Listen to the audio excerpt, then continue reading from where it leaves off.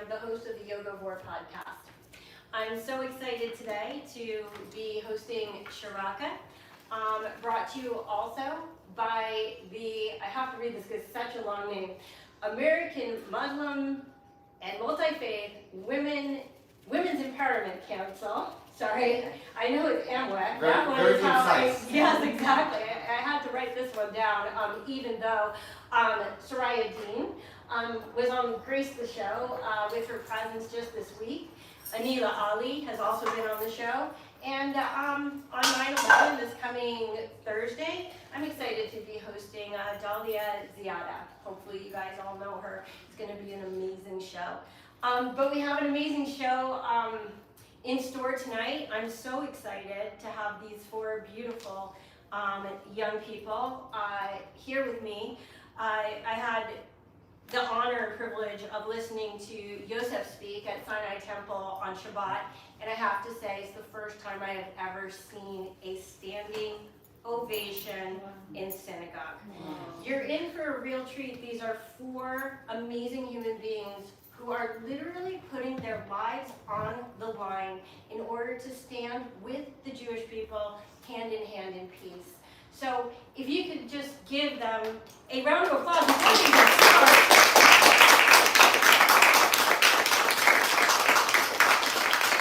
And I'm going to hand it over to Sariah to introduce them briefly, and then we will get on with the programming. You could take the Thank you, Shana. So about 19 years ago, I had just had my daughter. She was 2 years old, and I was going to the gym to lose some weight. Still work in progress. And there was a man, an older man, who was working out right next to me. Every day we met, we got to know each other. And he said to me one day, Sariah, do you want to run the Los Angeles Marathon?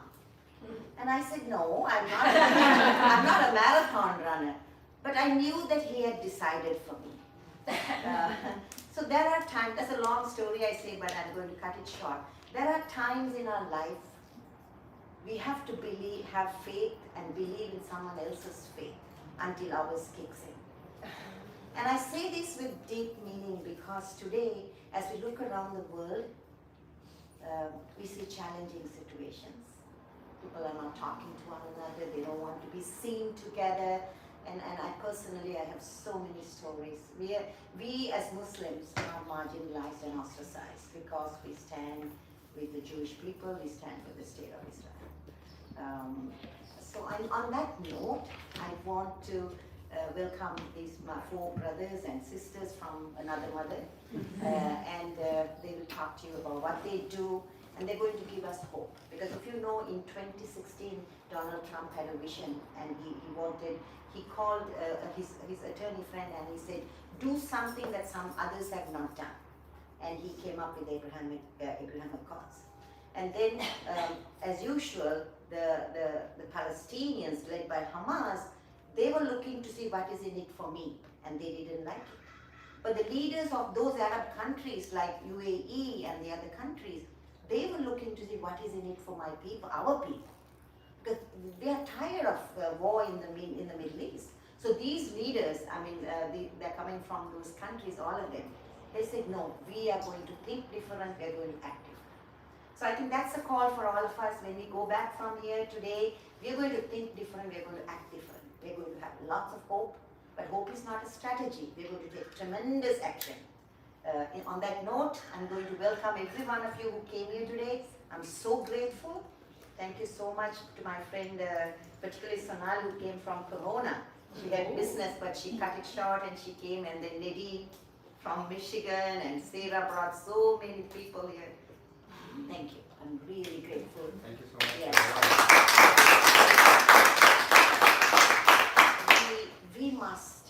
We must deeply believe that every meeting with someone is a divine intervention. There is a meaning for this. So we must nurture that, nourish that, and we must work and collaborate together. Over to you. No. Amen. Thank you. Switch this with you. Okay.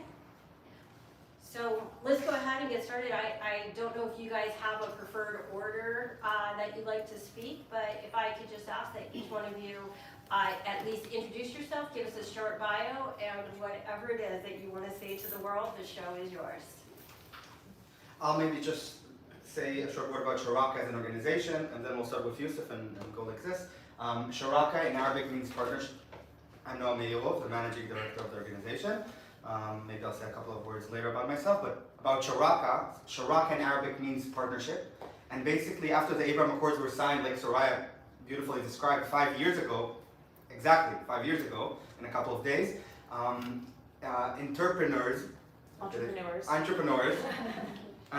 from each one of the countries, from Israel, the Emirates, Bahrain and Morocco, they came together and asked, okay, the governments have signed the agreements, but we understand it's not enough. How do we bring it to the peoples? Because if you don't bring it to the people, it's not sustainable. A very good example, unfortunately, is the peace agreements between Israel and Egypt and Jordan. The security and political echelons are into it, and of course we thank God and the governments for still having it, but it hasn't dribbled down to the people themselves, and you always feel it's a moment from disappearing. And when they came together and established Sharaka, they said, okay, let's focus on the people themselves. So our bread and butter, what we usually do on a daily basis, is not here in America, but back in the Middle East, we bring people together. I like to call it sometimes, it's like a birthright for Middle Easterns. Arabs and Muslims coming to Israel, getting to know what Israel truly is. Israel is going to the Abraham Accord countries and meeting and inspiring other Middle East that they weren't familiar with. So that's what Sharaka does on a general basis. We also come here to the US because we understand that, unfortunately, if we like it or not, what happens in America doesn't stay in America. It influences us back in the Middle East, and we feel that the polarization here is influencing us, and we want to show that a different, more nuanced, more dialected conversation can happen. We don't agree on everything, but we agree that we need to move forward by discussions, by speaking with each other, and this is hopefully what we'll show today. So let's start with Yousef. Share us your story, and Sure. we'll continue from there. Good evening, everyone. Very happy to be here with you and honored to be one of your guests. So my name is Yousef Al-Azari. I am from Marrakesh, Morocco. And as Noam loves to start, let's put a context and then we start with a story. So my context as a Moroccan is that we are the only Arab country that has a judicial rabbinic law in its own constitution. And many people, they don't know about this because they are like, okay, it's a Muslim country, but by design, by constitution, it could be also a Jewish country. The idea behind that is that we live together since forever. And we talk here about two waves of Jews that they came to Morocco. First one was after the destruction of the first temple, more than 2,000 years ago. And second one after the Spanish Inquisition, where they got expelled from Spain and they found Jews in Morocco, and that was the great surprise. To be honest with you, I've never known any tensions between Muslims and Jews back in Morocco because we have a good leadership where I can kind of understand the specificities of every diaspora. But at the same time, as I can recall through history books, the last tensions, they were back in 1967, where a lot of Jews, they got to fly to France, to Canada, etc., etc. But since then, we kept a Jewish community all over across Morocco. This is where I grew up. My both parents, I was spoiled enough. They both grew with Jewish neighbors and friends, and that's how I was educated. Still, we were not kind of immune from the media back then. Now it's becoming social media, and here I'm talking about the effect or the impact of Al Jazeera and other social media, how they divided us, how they demonized Israel, how they portrayed as the antagonist of the story. And for me, to be honest with you, I was somehow a victim of that, because if sometimes I compare my life with my Jewish neighbor and I'm like, no, the Jews are okay, the Zionists are bad. But the more I grow up, the more I'm like, oh, they are the same. There is no Jews or Zionists, it's quite the same thing. But where I will confirm that, it's when I went to Israel 3 years ago. To be honest with you, I didn't know what to expect. And but to my surprise, there was this woman, she was veiled in Ben Gurion airport. It was the COVID time back then. And I was shocked. I was like, what are you doing here, field? It was clearly a Muslim woman. And I asked her so many questions at a time. What are you doing? Who are you? Etc. She was like, just give me your nose. I'm going to do a PCR test to you. And later on, she answered with the coolest answer ever. And I liked that. She was like, listen, my parents are Palestinians, but I am an Arab Israeli. End of story. It was very cool, very serene in my mind. And this made me reflect on those evolving identities, like the Hashemite, just near the Syrians, and they are becoming right now Jordanians, back in 1946. How many countries they started to have their own national identity, just like Israelis. So why we blame or judge Israelis for moving to their ancestral, if you can say that, identity, that they used to have it. And Sariah said it very well, that if we are good Muslims, if we really believe in our Islam, it's the only country that we know it existed and it lasts, which is Israel.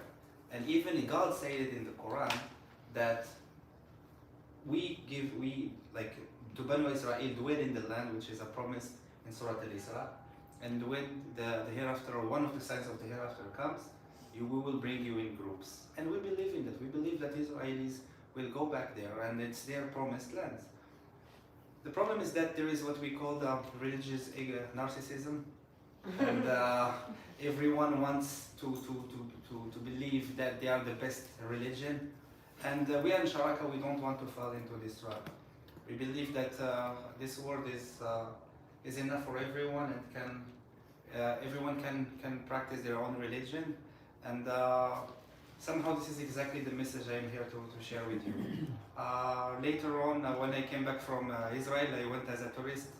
I came back as a Mossad agent. As we all. And I took it personally because there is a lot of nonsense backlash towards me, and I had to fight back, and this is where I joined Sharaka with those superheroes just next to me, and I'm very happy I made the right decision. So thank you very much. Let me just go on record that every single person who supports Israel is paid by the Mossad. Yes. I checked, honestly, where do you think I got this? Thank you, Mossad. Hello everyone, my name is Fatima, another Mossad agent. I hope they don't believe me, but that's what they say, of course, all the time. And we're paid with millions of dollars. And I Which always is tell so them, nice. come check my bank account.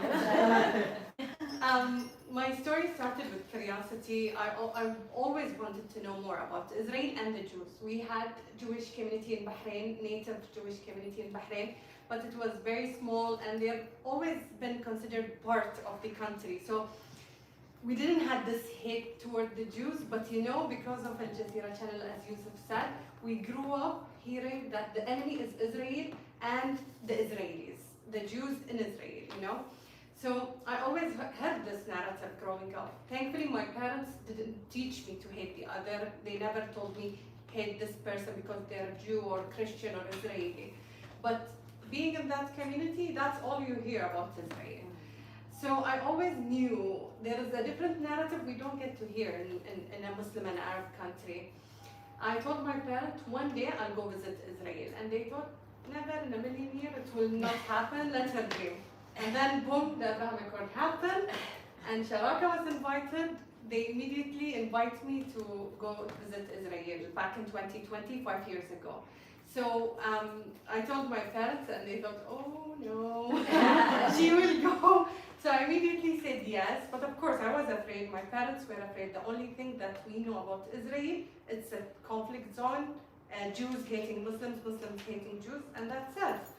But I took the decision and went to Israel. The moment we went to Tel Aviv, we went to the street as a tourist, wanting to explore the area near the hotel, walking down the street. So very obvious, I'm Muslim and Arab, wearing my headscarf and the black abaya, So it's very obvious I'm an Arab and Muslim. Immediately I get approached. Someone comes to me and he's like, excuse me, can I ask you a question? And I was like, oh no. He will tell me, you're not welcome, go back to your home, or something hateful. but he was like, where are you from? Are you from Bahrain or Dubai? You know, it was all the fuss and everyone talking about the Abraham Accord in the news, and I was like shocked, and I was like, Bahrain, my friend said Dubai, Abu Dhabi, and he said, welcome, we've been waiting to have peace with Arabs for a long time. Wow. If you tell me this, if you tell me this 10, 20 years ago, that I'll be welcomed by a Jewish man, a stranger in the middle of the street telling me welcome, happy seeing an Arab and Muslim in Tel Aviv, I wouldn't believe you. But that was the reality. Everyone, strangers, stopping me in the street, inviting me to Shabbat dinner. I didn't know what a Shabbat dinner is, but 5 years later, I went to, I can't say hundreds of Shabbat in the US, in Bahrain, in Dubai, in Israel, all around the world. People were so friendly, people were so happy seeing me there, and I was shocked. Immediately, I take this experience to social media, thinking people will see a familiar face, they will relate to my experience, but immediately I become this target. They saw me as a traitor, a lot of backlash, a lot of hateful comments. Take this off, you don't deserve to wear it. You're a shame to Islam. But that only made me find purpose. I went there to explore the country and meet people and eat food, that's it. But going back home, I had a huge weight on me because of all that backlash, that I actually want to advocate for peace and be the bridge between my community and my country and the Israelis. And that's what I've been doing the past 5 years.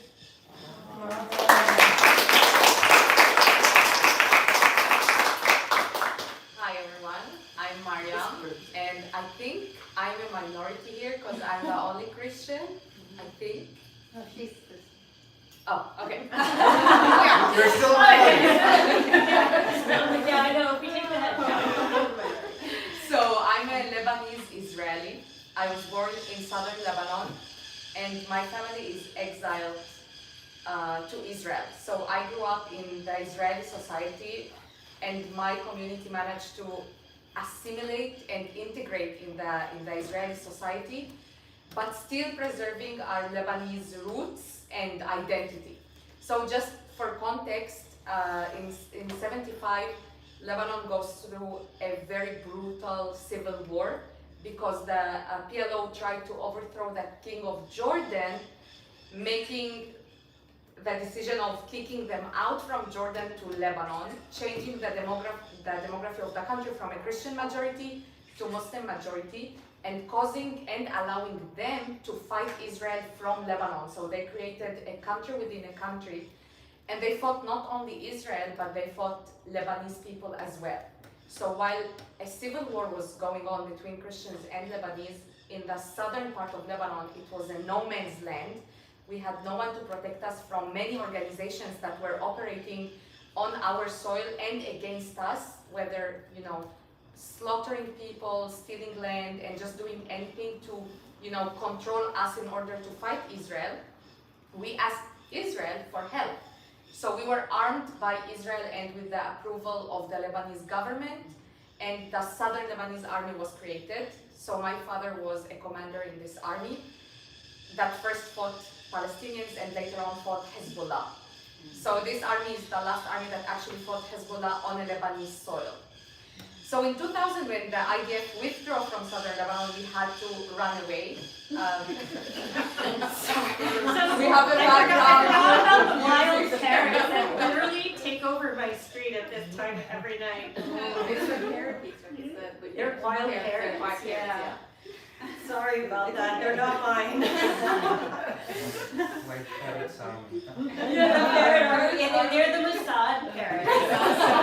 They train them with the sharks and the turtles. And the Mossad ants that you might find sometimes in your kitchen. Oh, yeah. Go on. So when we were exiled to Israel, we actually again managed to integrate. So I grew up, very Lebanese and very Israeli. I speak Arabic and Hebrew. I celebrated with my friends at school Pesach, Rosh Hashanah, which is my favorite Jewish holiday. And at home, Christmas and Passover, and speaking both languages and understanding the cultural background of these people, both people, from a very young age, I understand, as cliche as it is, that I'm a bridge between people, between nations, between countries, and obviously between religions. And from a very young age, I was doing this, telling the story of my community and of us as a minority in Israel from my point of view in Arabic. So my videos has become super viral on TikTok and Instagram. And when the Abraham Accords happened, we understand, even us as Israelis and Arabic speakers in Israel, that we have a whole world that we don't know about anything because we were cut out from the Arab world. And with the Abraham Accords and Sharaka, I joined the organization, I met Fatima and I was like, wow, we grew up in totally different households. We couldn't look any different than each other, but we have the same values and we have the same beliefs and we have the same vision for a better future for all of us, and we even kind of have the same life experiences. Yeah. And the more we talk about things and the more we share each other's thoughts, we just understand how deeply connected we are in many ways and how much we understand each other. And it just struck me over and over again how beautiful the Middle East is and how what we all share is the same values. And that in many times, and unfortunately, as you said, we are not seeing it enough, and we are hearing only the extremism instead of these moderate voices that have more in common than not. So I was very lucky to be chosen this year to Forbes 30 Under 30 in Israel, which is and again, I believe in this, spreading this message. I do believe that we have a new narrative happening in the Middle East of more moderate voices, people that actually want to live and prosper together instead of keep fighting again and again. And hopefully, inshallah, we will see peace between Israel and Lebanon soon. Hopefully we will join the Abraham Accords. And this is a message that, we push very strongly because we all want peace, and there is hope. This is the message we want to say. There is hope, even if it's very hard to see.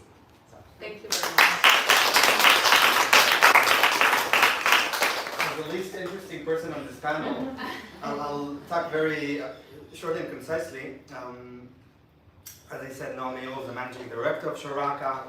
It's a great privilege. I basically live the dream to work with these people on a daily basis. But until 3 years ago, I was an officer in the IDF, a captain, and complete contrast, like from being in battles and warrior to leading a peace organization. And how did that happen? But basically, I'm currently in reserve. I finished 3 years ago my duty, and what I did was right after the Abraham Accord, we finally had opportunity to do business in the Arab world, and we felt it, and I opened 2 businesses, and I was really enthusiastic about it, and I flew to Abu Dhabi and to the Emirates, and we literally lived the dream of the Abraham Accords.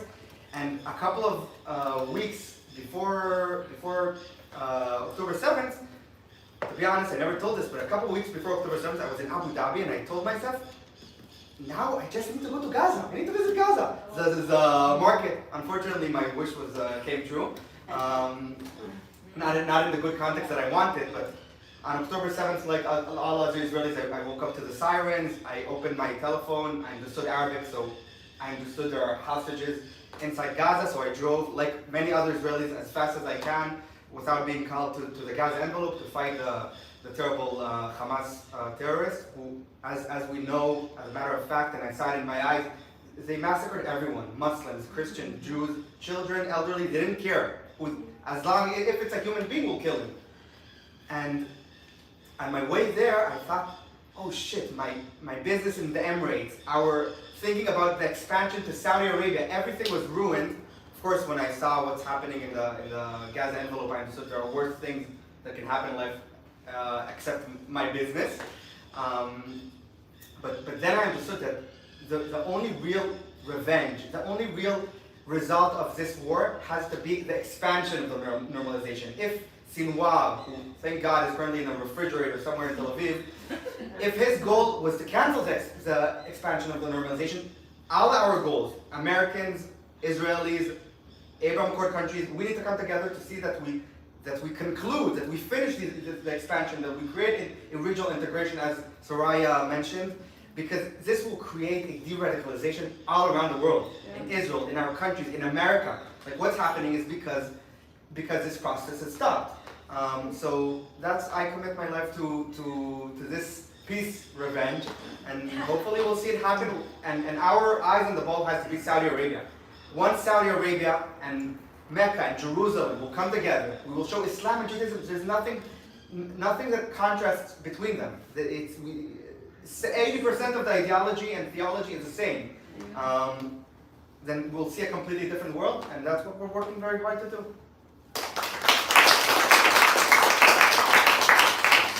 We're going to be opening it up to questions, so start thinking about your questions. I'll go ahead and start this off if that's okay, and if you can start thinking about some questions that you would like to ask, that would be amazing. And feel free, we're Middle Eastern, you can ask anything. No So, politeness. so my question is mostly going to be to you, Fatima, is that how you pronounce it? Yes, and Yousef. And my question is this.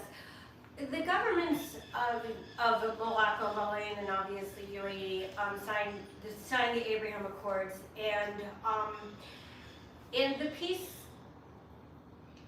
came at an interesting time. From what I understand, and I hope maybe I'm incorrect, that the people are not on board the way that the government is.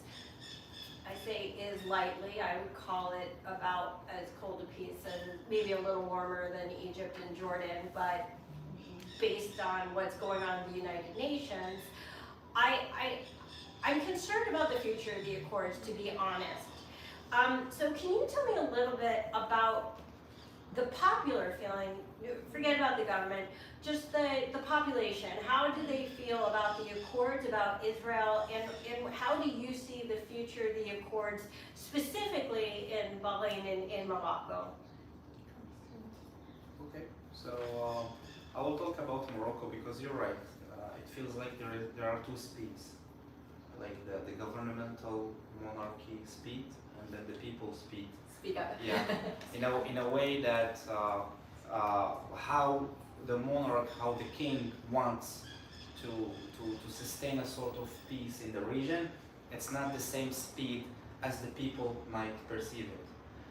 For instance, it was a lot of efforts way before this king that we have right now. It was back in Shimon Peres era where he was very friend with Hassan II, and together back in 1994 they reunited in Morocco, and it was back then when they started the project of peace, way before the Abraham Accords. And this is why, by the way, if you go in Tel Aviv, just meters from the US consulate, you will see that there is the Moroccan also consulate. It's not a new one, it's an old one back in the 90s. But the problem is that the population, as you said, are not really following. And here we need to understand is that what is challenging to the Abraham Accords is not what's happening in Gaza. What is really challenging to the Abraham Accords, it's what's happening in Gaza, how it's portrayed in the media. And this is very, very different. Because I believe that no matter what will happen, they will make a fuss out of it. And this is exactly the danger of the situation right now. I believe that why Sharaka is very powerful in that sense is we are trying to balance the public opinion. Because if we trust our governments, when we're talking about Morocco, Bahrain, UAE and other Gulf countries, then who will kind of balance those masses? And this is exactly why we figure among the civil society sector, and this is why we try so hard to bring a lot of people to Israel, to Auschwitz, because for us the main goal is that Israel one day will make sense to them, because they are very far from the reality. It's a good news and a bad news, because at the end we just need to connect the dots in their heads. It's a bad news, they are a lot. So I'll be honest, like the situation in Bahrain and any other country that signed the Abraham Accord, that all of a sudden the Abraham Accord was signed. The day before it was Israel the enemy. The next day it was Israel, a state that we have a diplomatic relationship with, you know. So people couldn't comprehend what happened, you know. All of a sudden, like Israel was an enemy and it's not, you know. So I don't blame the people, you know, because they grew up with all this hate, all propaganda because of Al Jazeera, because also in the community, because of their parents, they grew up with this hate towards Israel and the Jews. But I think it takes time. And to be honest, we talked about this a few days ago. 5 years later, you can see the change in the people in the country. And I think the country itself, the governments are taking so much steps in changing this narrative in the country, in changing the curriculum, for example. They took all the Bahrain, Saudi Arabia, and even UAE, they took the anti-Semitic content out of the box, and they introduced the real story of the Jews, or curriculum for peace and coexistence, you know.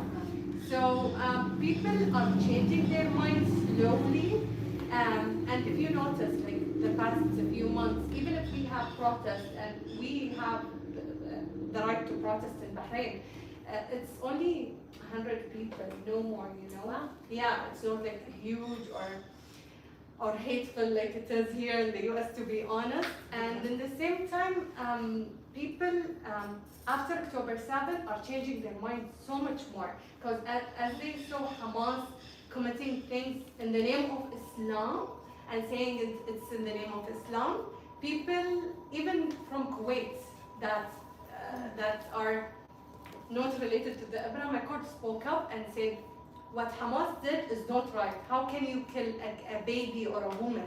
You know? So people are speaking up. I love to say the silent majority are changing their mind, but unfortunately they're silent. And the thing that we all have to understand, and I can't say this enough, that the silent majority becomes the majority only when we stop being silent.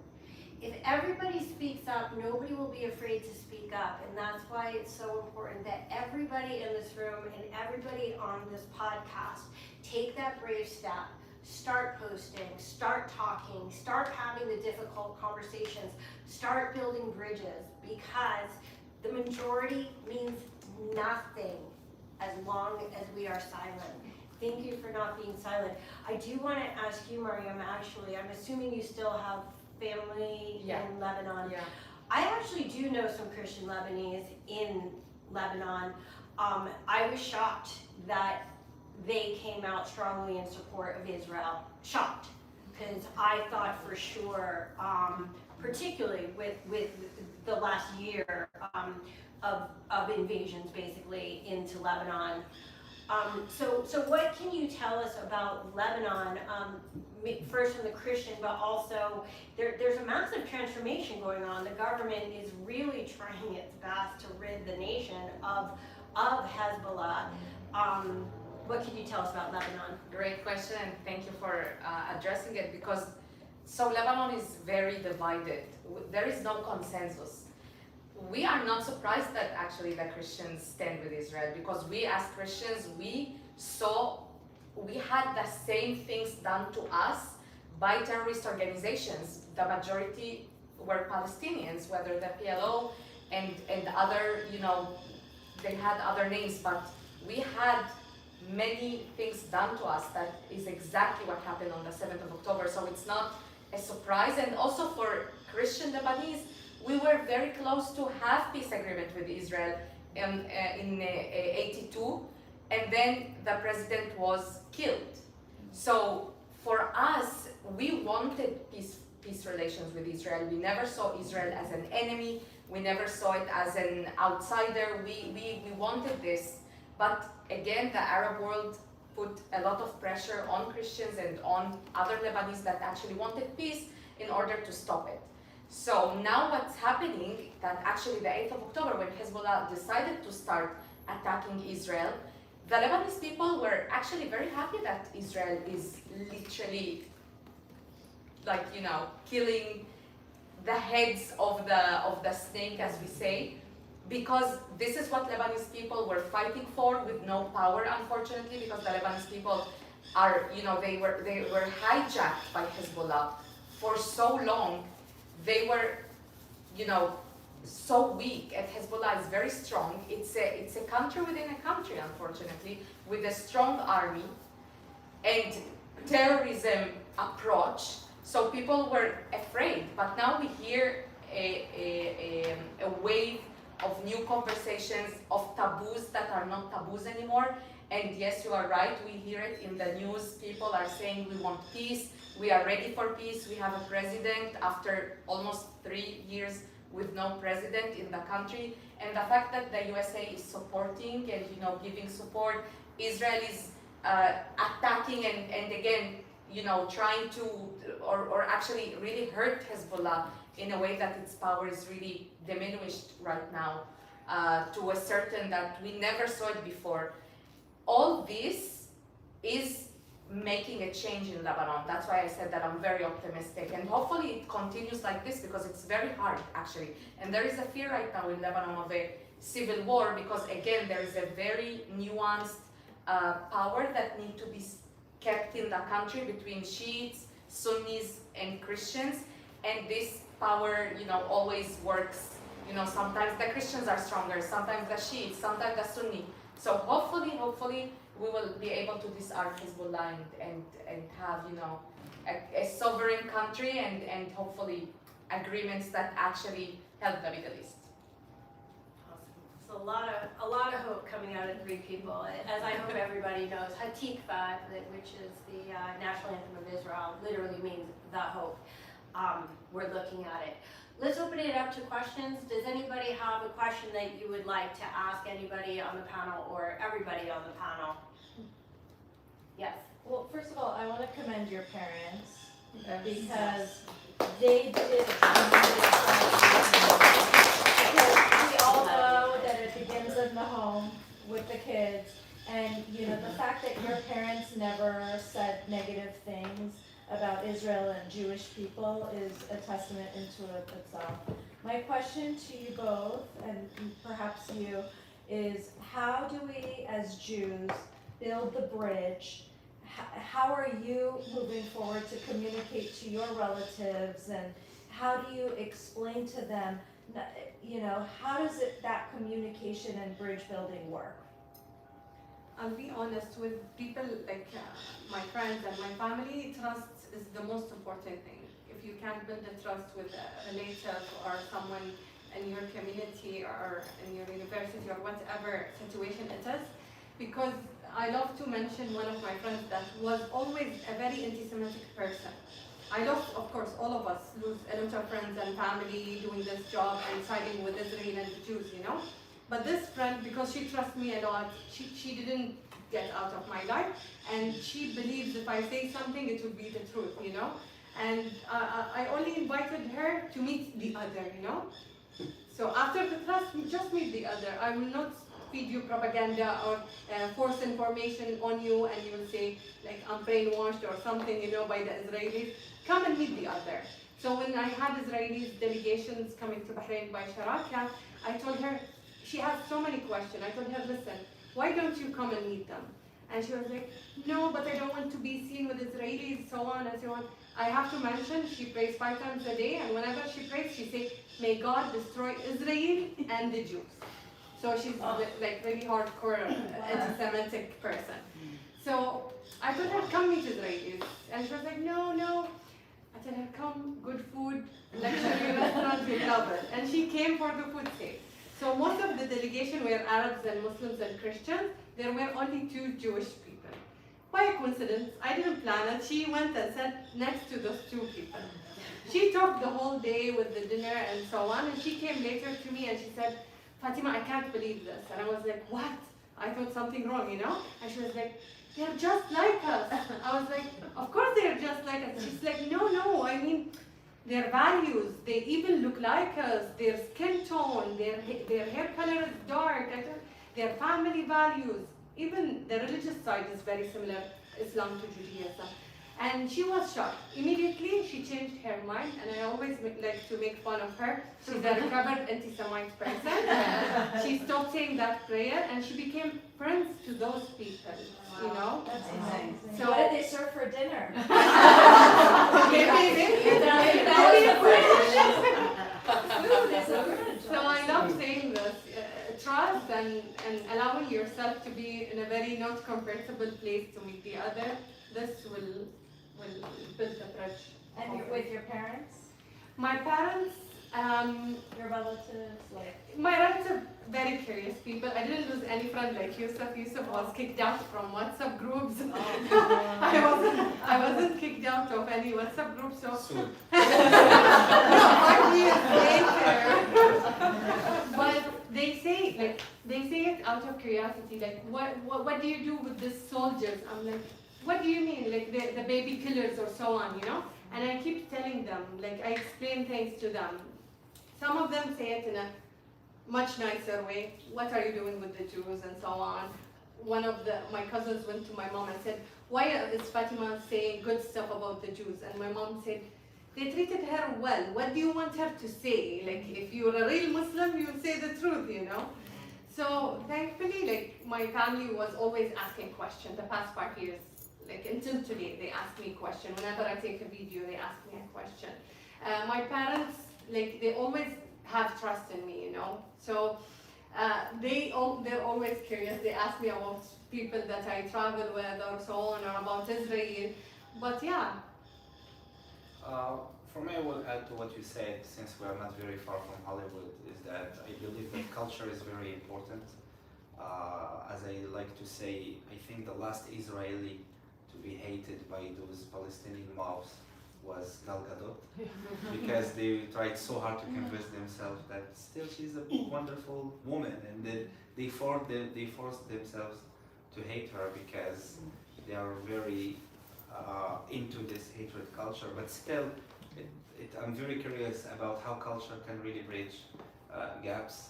I saw also what Fawda, the TV show on Netflix, how it impacted Muslim society. It was number one, I guess, in the Gulf, in Morocco also. And when you see that there is an IDF taking care of a Muslim in the Ramallah and all that, they started to humanize somehow the IDF, the Israelis, etc. I believe culture, music, I think it's time that Israel try to export its culture. And if there's anything that I can say bad about Israel is that they didn't participate in the media war since the beginning, because they let Al Jazeera create a very new narrative, very far from the reality. Al Jazeera didn't participate in it, they didn't put a lot of money in it.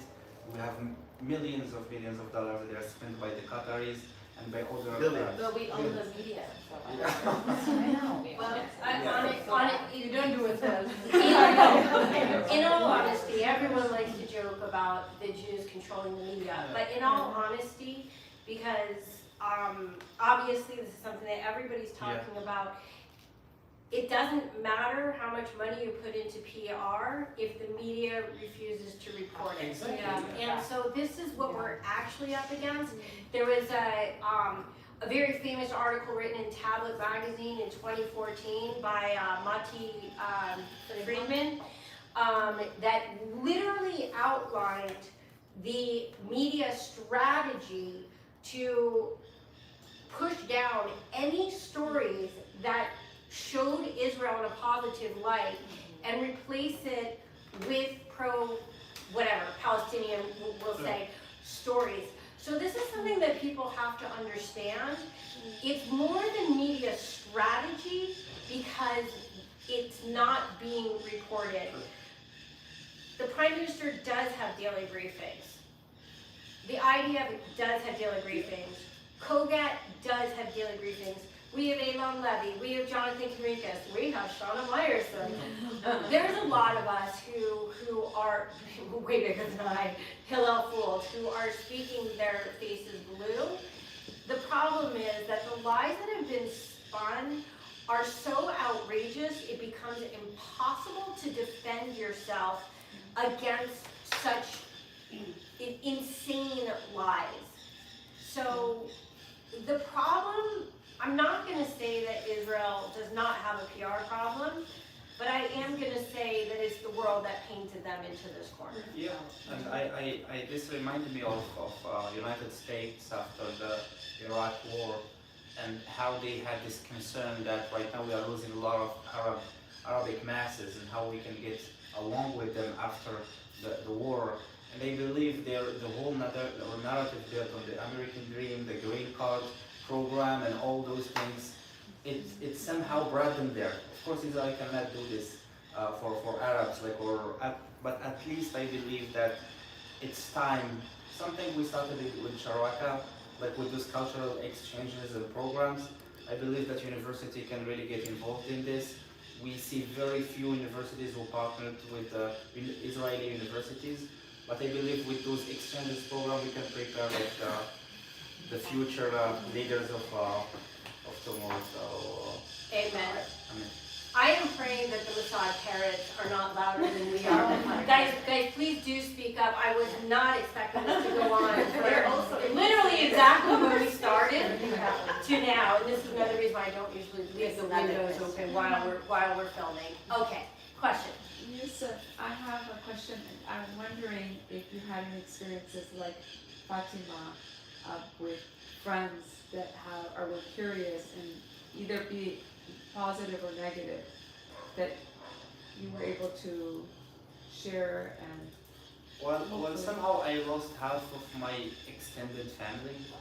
My immediate family is still very supportive. Some cousins, roughly some uncles that they are here also, they support.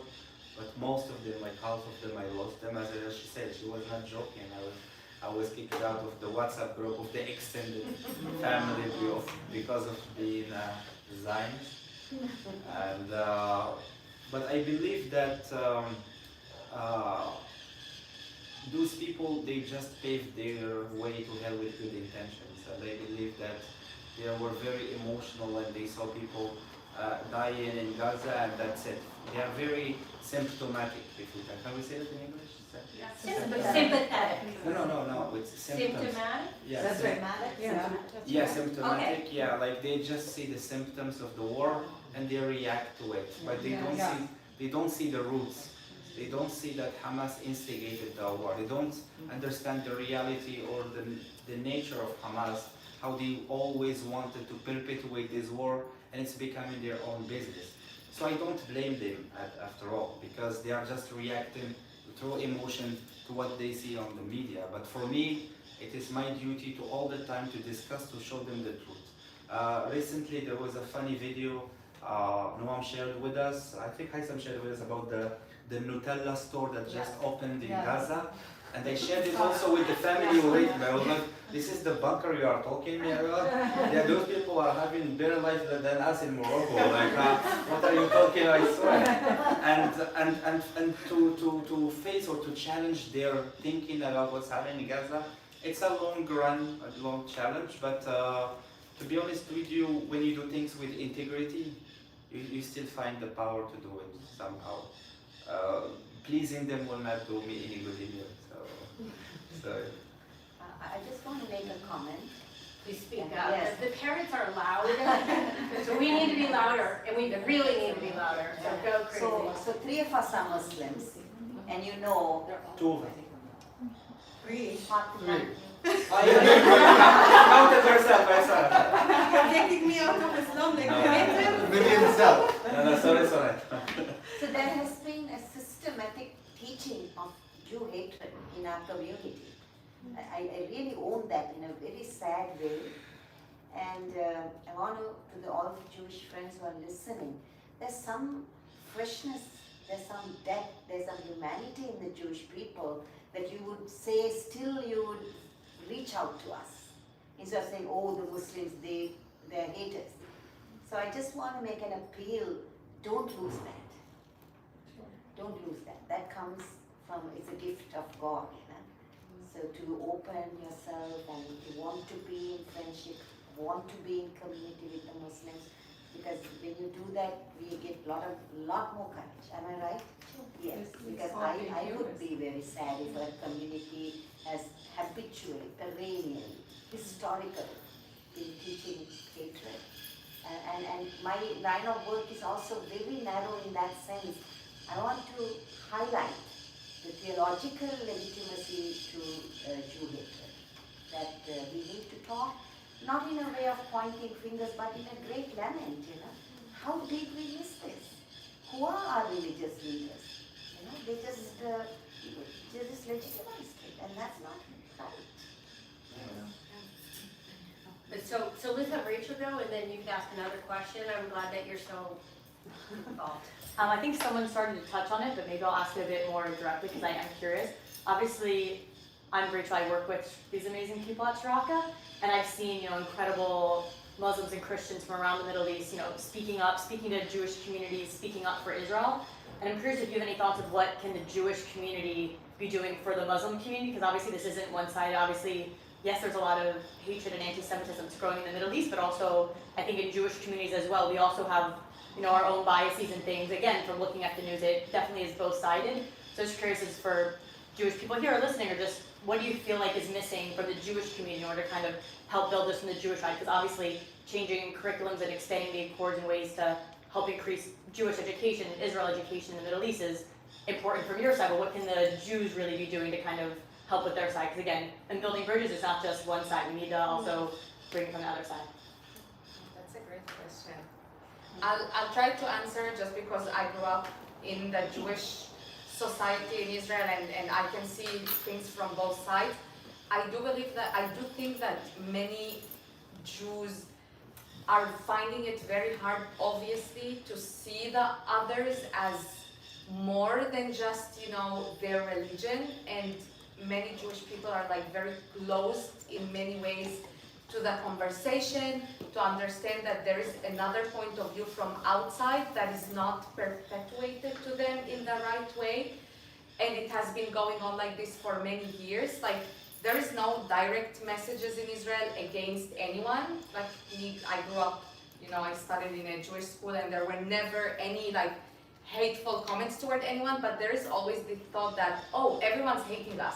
Everyone's wanna kill us, which is, yeah, we saw the history, obviously, but I think there is a need from the Jewish communities around the world to actually open up themselves to try to see the other, whether it's Muslims mostly, because many do live in Christians, societies, to just try to understand the other point of view and the other way around, and to try to find ways to,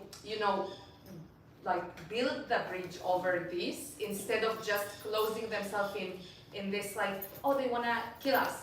They wanna kill us. So they always react to this, to this stand. They wanna kill us, so I will do everything to protect myself, or to, there is no openness, as I see it, to, more real conversations, even if it's hard. And there's always the need to protect the Jewish people and Israel and so on. I feel that there is a very needed, a real open conversation, even if it's hard and even if there's many things that they don't like will come up. And in my opinion, yeah. I'd like to add to that, as an IDF officer who fought in Gaza, I think Gaza is the first place in the world we need to be compassionate about.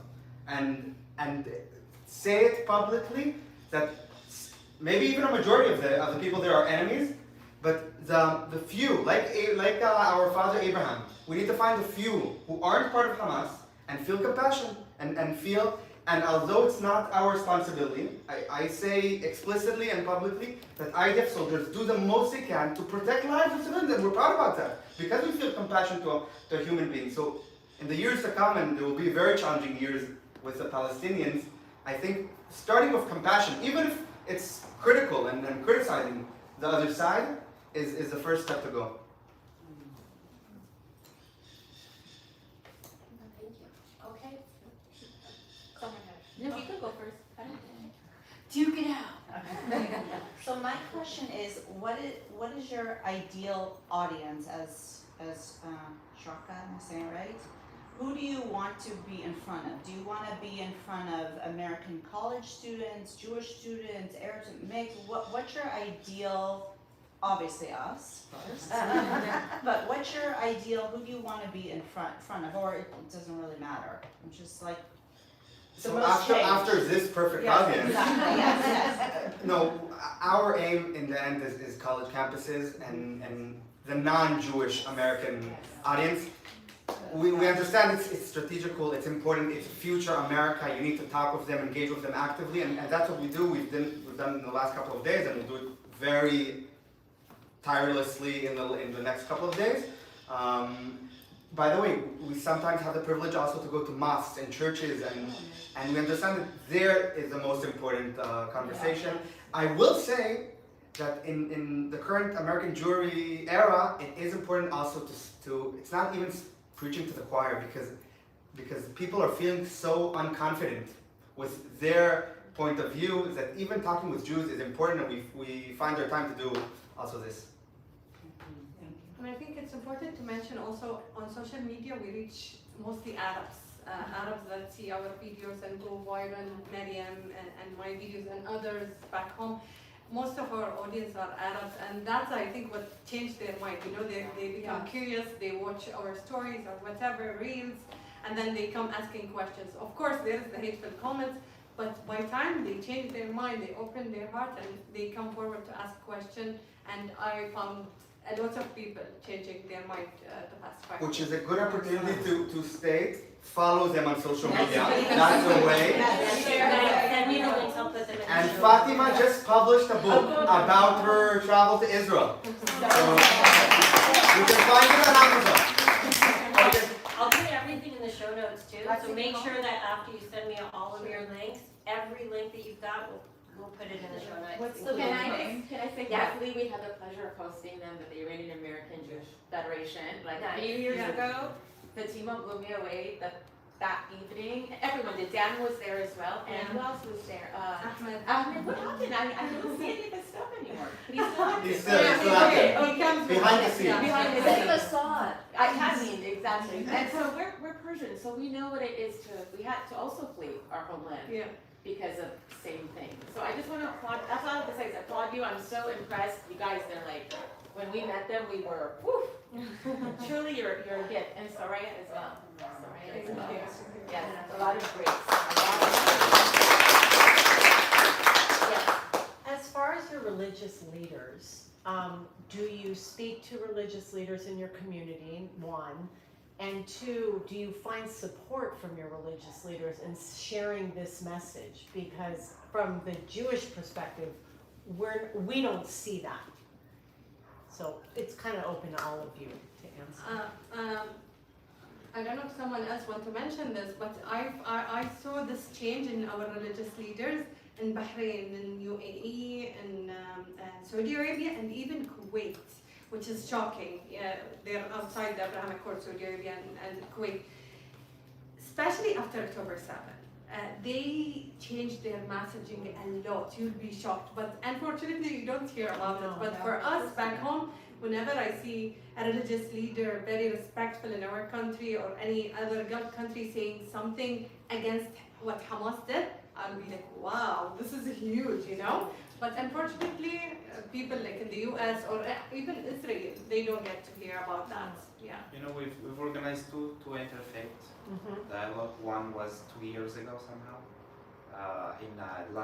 the second past Ramadan, and we brought imams from here, from America, from the Black Muslim community, and we brought rabbis from Israel, and they both met in Morocco.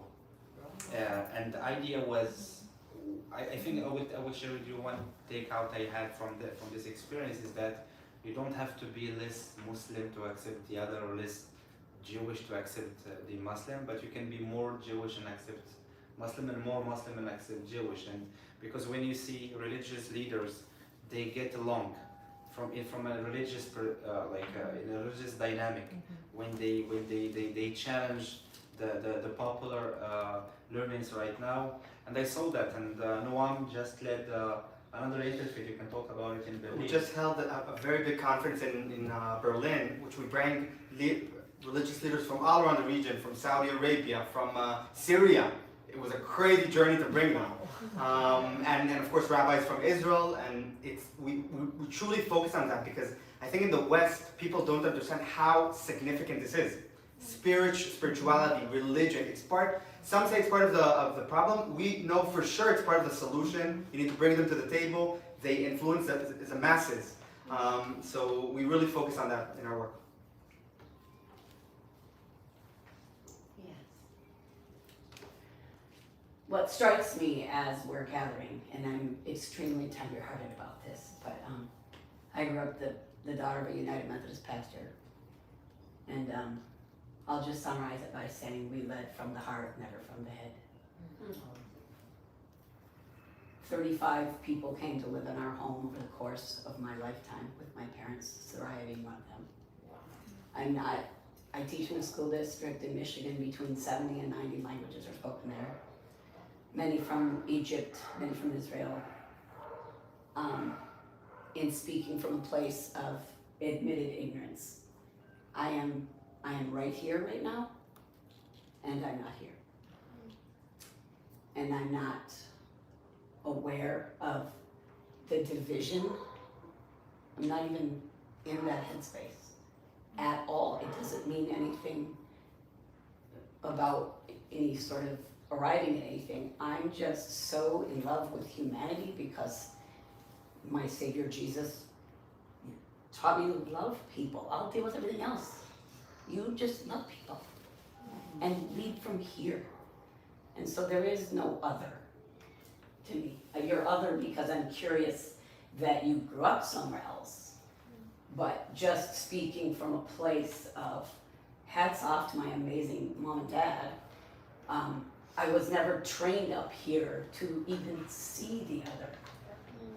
I mean, my dad, you name it, he's been held at gunpoint, the whole thing. He was on the cover of the Detroit Free Press because way before his time, people were coming to our house from other nations. He was a very ecumenical guy, and me and Sariah have been friends for years, and I've done the Ramadan fast 7 times. I mean, I don't know how to say it other than my heart breaks that somehow we were taught to see the other person as less than us. So if I could be a voice for what I have learned and what I've experienced as a person who loves Jesus, is that that I love you. And I don't even know, because of my open ignorance and a bit of lack of exposure, I'm not totally ignorant in the sense that I'm in circles like this my whole lifetime of 61 years. But I feel a sense of such deep love that we're gathered, and that sometimes one invitation might be, which is just, let's get out of here and let this lead, and you will have all the information you need.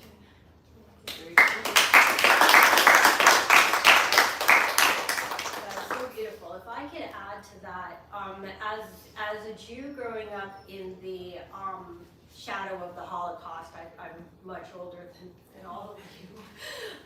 I'm like 2 of you put together. So the Holocaust was very real to us, and I can tell you with all honesty that we were brought up, and I went to Jewish school all the way until junior high school, that Jews could not afford to hate. That's what we were always taught. Until an embarrassing age. All I ever heard as a child was our Muslim brothers and sisters. I never heard another word about Muslims. It was an embarrassing age when I figured out that Muslims and Jews were not the same thing. I literally thought there were like Christians, and then there were the Muslims and the Jews because they were our brothers and sisters. So I do want to say that our upbringing was very similar for different reasons. I think that in America it was this crazy intersectionality or the opposite, which is going into the corners of identity politics and separating us, of saying like I'm a whatever hyphenated American instead of just here we are. I mean, not you. Here we are, a room full of Americans, and I When Black Lives Matter happened, 2 of my best friends disowned me because they decided all Jews hate blacks. I'm like, I'm your best friend, what are you talking about? It never even occurred to me that I had 2 best friends that were black. Not that I didn't, I mean, obviously, like, I could look at their skin and know what color they were, but that didn't process. That wasn't how we were brought up to see the world. And I hope that your Jewish experience, those of you who are Jewish in the room, especially those of you who are of a certain age, who grew up like just always with this Holocaust education and understanding that there is no place for hate. This is not a slogan. This is something that we truly need to believe and understand as Jews, as Muslims, as Christians, as Druze, as Buddhists. Buddhist-ish. I know you're Muslim, but your mother was Buddhist. But that, like you said so beautifully, we all share more than we don't share. And if we can just understand that, peace is so much easier than war. War is really hard. It's not just hard emotionally. It takes money, it takes effort, it takes bombs, it takes soldiers. You know what peace takes? Nothing. A handshake. You don't even have to have a handshake. You want to know the truth? You don't have to love thy neighbor to not kill thy neighbor. It's that simple. Are we done? Liz. I had a quick question. I don't know if it's good, but Speak so up. I've actually, when I was born, I think my mom immediately was like at age 3 in the synagogue was like, oh, she really loves being Jewish. Like it was, I was raised by 1960s New York City hippies who like disowned religion, you know, who only were like, oh, we don't have Christmas, so I guess we'll do something. So basically, but I was really into it. So they like, oh, this really likes this. And I've always been super proud and comfortable and traveled and again, very similarly raised, like, I don't see this. Of course I know this, but I don't see it. That's how I was raised. But I have literally since October 7th been, actually to admit this, like afraid to be Jewish. And like you, I've just started noticing that it has affected my business because I am speaking out about Israel. And it's affected my business not with,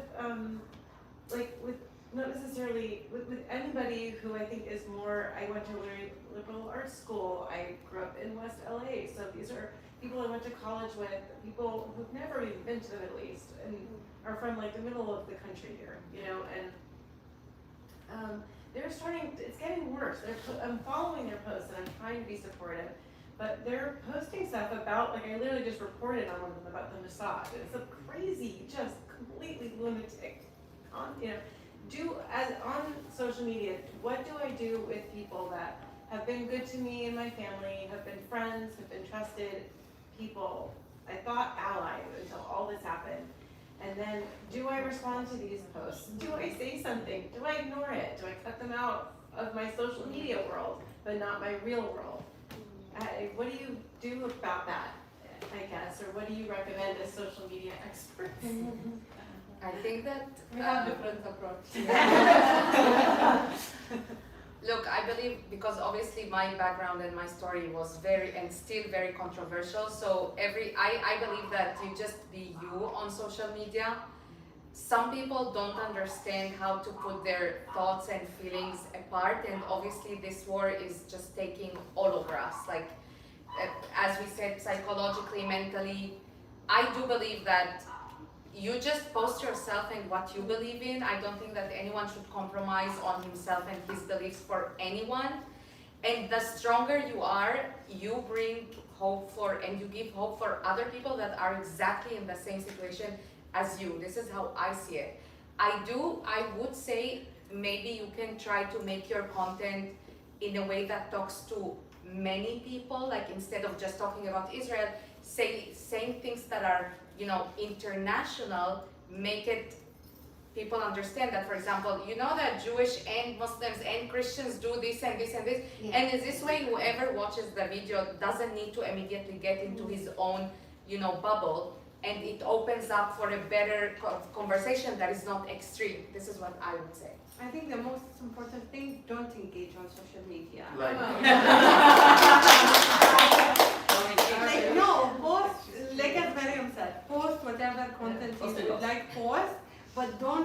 into fights with people on social media. It's not worth it. It's not worth your time. It's not worth your energy. It will affect you a lot, and it will affect your mental health. I try to do this as much as I can because people try to drag me to fight them in the comments, but I just ignore them and I try. So yeah, and if they annoy me so much and I don't want to lose them as a friend, I try to mute them so I don't see their content. But if I can speak to them in person, yes, of course, like engage with them in person. If you think they will respect you, they will not harm you, they will be open-minded and respectful, of course. But if they're like very extreme, just don't engage it, even in real life. It's That's true, what like, I do. Like I've never expressed my hatred with a comment, with insults. And the funny thing is that curious people, they never express their curiosity with insults. Like they are very quiet, they ask questions. So I believe this debate with people who insult and it's not really, it's counterproductive. Our experience in Sharaka is that the only way to truly change mind is through personal experiences. That's why we bring influential people to meet each other around the Middle East, and then people change. The social media is important. It is a place to share, but not to. I think if it hurts you, put it aside. I would like to say something that very important in my opinion. It was mentioned previously, but it came back to me now. That as Americans, I think the most important thing that I can say, from at least an Israeli perspective, everyone is talking about it now, is what Qatar is doing in here in America. We haven't talked about it enough, but tens of billions of dollars were invested in social media, academia, and media to completely change both the right and left wing. They're investing in both of them. And I think that should be noticed and focus on that, because it's not controversial as a Palestinian thing. It's like a couple of thousands of people in a random country in the Middle East investing tens of billions of dollars here. Why would they do that? For what reason? And I think that's an interesting place to focus on. Have you tried to get any Qataris into Sharaka? There's got to be somebody in Qatar. Qatar is a very small. That they can engage with anything Israeli. It's like it's out of the law. May I? This is going to be a bit controversial maybe, but because you brought up the right and the left, and then you spoke. So right now what we're saying on the right is the Christ is King America First people that claim to be very Christian but to me now are spewing probably the worst propaganda I've seen against Israel and Jews. And these are people who've never been to the Middle East or ever gone to Israel. Like they didn't know where Israel was on a map prior to October 7th. Now I feel like I'm also finding that. And I know, I have my Christian friends, I know what it is, but now they come in, which I feel they're being somehow subsidized by somebody, because it sounds really, like, it's truly insanity. Like, And by mistake, all of them are interviewing the Prime Minister of Qatar. all of them, exactly. Like all of a sudden, all the YouTube tiny people country became somewhere. professionals on the Middle Eastern affairs. So my question, I guess, would be, have you seen this too? Because I'm seeing it a lot, and now I'm like, where did this come from? It's not what I was expecting from a Christian faith, but they claim to be. They're like, Israel is controlling, we're the lobby. We control everything, all the money is from Israel, we control America. I want to say something. Yeah. I don't think it has anything to do with Christians or non-Christians. I think it's just people with a lot of money investing in very influential people with voice and audience, and they manage to talk to them. Like it has nothing to do with Christianity whatsoever. Right. Like even in my opinion, like the concept of Christianity all over the world is very different, and in Christianity we don't put, like we have, it's very like spiritual way of living. It's not like do and don't do. It's not like, oh, politically you should hate the Jew or whatever. It's not like this as Christians. So it's more about conversations that are people investing billions of people in it, and it just choosing the right influencer and its audience. So it has nothing to do with, of course, it doesn't. But now we're like having churches and us, and now we're like, God, we have to fight these people who say they're fighting on behalf of Christianity, which we know is not the case. Unfortunately, that's the case. They always use the religion to gain that. To create, Yeah. like to create teams. Yes. I'm on Yeah. this team, you're on this Exactly. team. Yeah. Let's see what we can be miserable about Yeah. together and say, like I'm just Exactly. so Yeah. confessing. Yeah. I'm so not in that headspace. No, Yeah. you're right. I I'm wish more so people. sorry that No, we, whoever we it's are, not. become, here's me, here's It's you. not. It's not Because- that. I hope it yeah. doesn't come off wrong. No, I no, just no, feel no. like now another thing is being hijacked Mhm. under the guise. That's the issue. I'm like, there's this on many They're up fronts. here, and They're they're all under up fear. Yes. Yeah. I'm it's- under it's faith and love, ignorance, and that's they're fear. ignorant, and There they you are being paid. Absolutely. I think, They're paid. at least my opinion, America is wonderful enough to keep foreign money out. I don't know, like, it's not up to us, but people are trying to invest tons of money to change opinions from all of the sides, and it's not good for America because it's such a wonderful country. From the Middle East, that's our perspective. Love your country. We need the Mossad to work on that now. You We got Iran pretty You don't need good. the Mossad, no, no. Come on. You We're need- working on it. That's no. The problem is you don't have enough people that Hijack Al love America. Jazeera or something. They don't love their country. It's getting harder nowadays. They want to sympathize with, you know, It breaks my bad heart things, seeing and they're them. like, I'm not American. I'm gonna leave to go to Canada. I'm not Canadian. I'm gonna leave to go. And it's like they don't. But it's also a societal problem here No, in the yeah. USA. Like people here grew up in the Corona generation and then before, and they feel that they don't have any common values beside liberalism and capitalism, maybe, and then they just see like a huge problem that they don't understand, and they want to be the heroes. So it's very societal problems, and I feel like here in the USA you have so many problems like that I don't understand how people don't focus inside and they are very focused outside, but it's because it's easier. It's easy to see a war and be like, I'm on this side because they are very weak and they are the you know, the underdogs, and this country is very strong and they are colonizing without understanding the concept of it. And whoa, obviously I will be with the weak because this is what we should all do. It's just literally ignorance. And I don't think that we can solve this. What we are doing is talking to people that understand the concept and want to talk and are curious enough. And we need all to understand that we're not gonna change people have their own opinion, and we're not gonna solve every problem in the world. So we need to focus on things that we are good at and we are strong at, and we have like a direct way to solve in our communities. Hopefully we make greater change slowly. So this is what we focus on. I think too, the ego, right? The ego is so fighting to be seen and heard and noticed that when we are on these teams, well, my team, your faith, my faith, again, we're up here, and if we could somehow, in my little optimistic world that I do, I can only speak from where I come from, is that you want to be seen, heard, felt, you have hunger, you have thirst, you want shelter, I mean, like, I don't know. Now you mentioned this particular value, I think time is also up. I want to tell a story regarding what you said, but let us give Shana a big hand for what I think she had 4 meetings today before she hosted us, yes, and it was a long day for her, yes. So several years ago, my friend Shoshana was, she's a tourist, she loves to travel. She was traveling in Europe, and she met a taxi driver who happened to be Albanian. And the Albanian taxi driver told her that during the Holocaust, the Albanian Muslims saved 2,000 Jews. Did you know that? No. Yes. So Shoshana is very bold. She came back to California, then she went back to Albania in search of these families. So Shoshana is Jewish. Okay?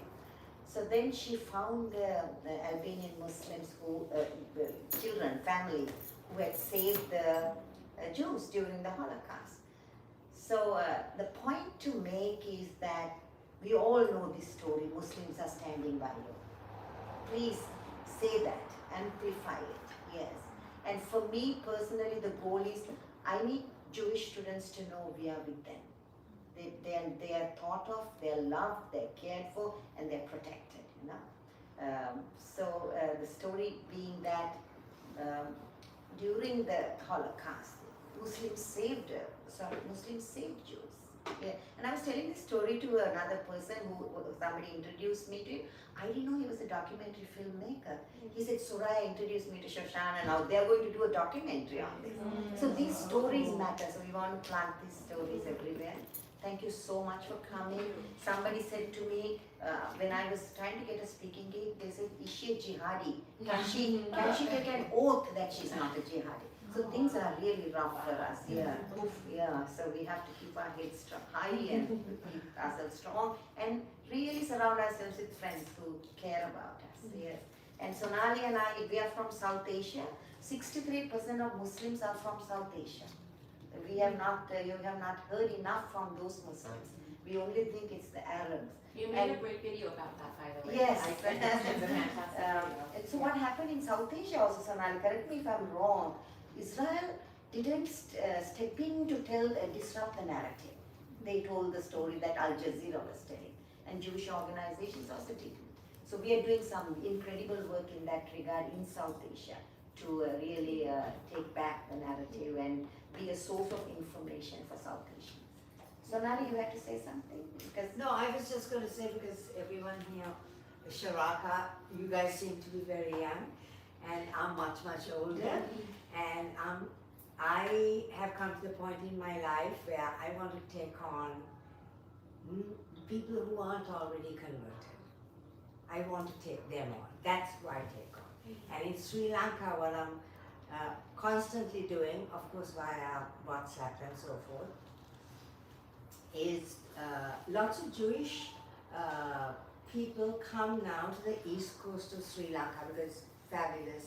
And even during the Sri Lanka war with the people in the north, and now we are all best of friends, but at the time, Israel helped our government, and they used to come, the IDF used to come there for their breaks. So now they're going there, and here are these Sri Lankan people saying, look at the Jews who have come to our east coast. What? I'm like, are they not like any other tourists? So I'm having that battle, and what they didn't know is the largest Sharaka university was built also on the east coast of Sri Lanka, and nobody knew about it. So now they know, because I'm saying you can see one community but not the other. So anyway, get the people who are going to challenge you. All these guys had, I mean, to the lovely evening, I mean, it was so therapeutic. It was so therapeutic, and I'm just saying you guys have to have more of that. So to finish, Albanians have this value called Besa. You were talking about love, Jesus Christ. We should also, I don't know, have some principle where we teach this. This is taught to all Albanians from kindergarten till they die. Trust, loyalty, and friendship. So that is why they stood by the Jewish people. So I don't know whether we need a certain value to embody, and what would that look like? Besa, I love Besa. Thank you again. I love Besa too. Let me ask one last question. That yes, you're in charge of ending. I'm going to ask No, one no, more. No, I know you're in charge. You're in charge of the video. I want to ask one last question that I always end every podcast with. I'm going to start with Noam because it's going to be the easiest for him. Noam, what does Am Yisrael Chai mean to you? You guys can start thinking about that one while he answers. By the way, Am Yisrael Chai, I truly believe that the theology of Judaism is we want peace. V'lo yisa goy el goy cherev. Our goal, our final mission is peace, no more war. That's Am Yisrael Chai for me. To me, I see the Jewish nation as, you know, they, no matter how hard they went through, they keep coming back to life. So it's literally Am Yisrael Chai over and over again, and it's just, I wish everyone can learn from this mentality. I think a lesson that Israelis taught me is that no matter what's going on there between conflicts and hate and countries wanting to destroy them, but once you go there, you see how much they're filled with love and life. And I think it's a lesson to everyone.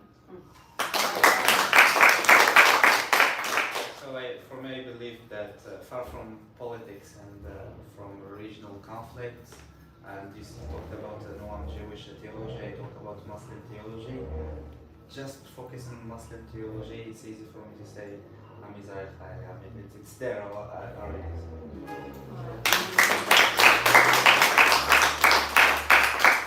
Thanks everybody for showing up. Thank you, Yousef, Fatima. Okay, I wanted to make sure I said it correctly. Mariam, that's easy. Noam. You truly are a gift, not just to this room and not just to Sharaka and not just to the Middle East, but to the world. Yes. So thank you guys. Thank you.